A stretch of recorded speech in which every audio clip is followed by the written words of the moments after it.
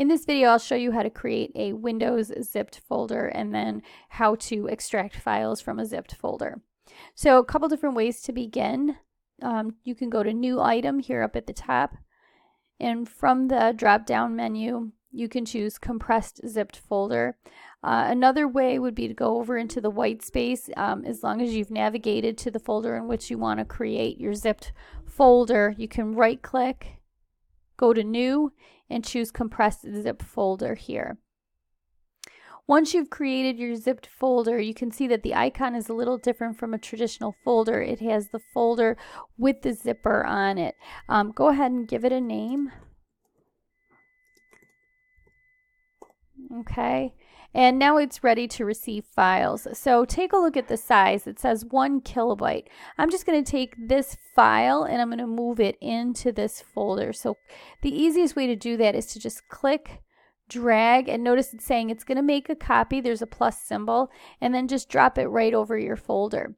So at this point, it took a copy of the file and it placed it into the zipped folder. And if you take a look at the size now, it's at 3 kilobytes.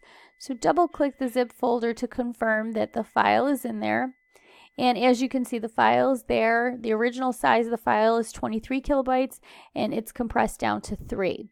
So the advantage of creating a zipped folder is to reduce the file size for storage purposes primarily. Okay, now how to extract files. I'm going to navigate to another folder where I have a zipped folder. So I know I've got one in here.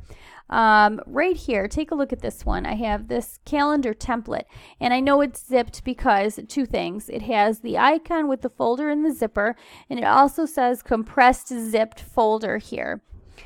So once you click on the file, once you click on the file, you'll see this tab enabled, Extract Compressed Folder Tools. So click on that and you'll see Extract All. So if you want all the files to come out, click Extract All, and it asks you where you want to place them.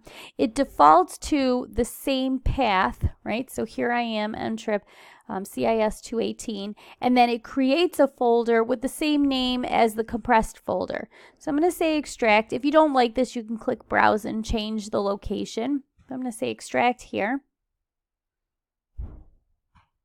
Okay, and then it will automatically open up a new window for you inside that folder, and there's the file that I had zipped up.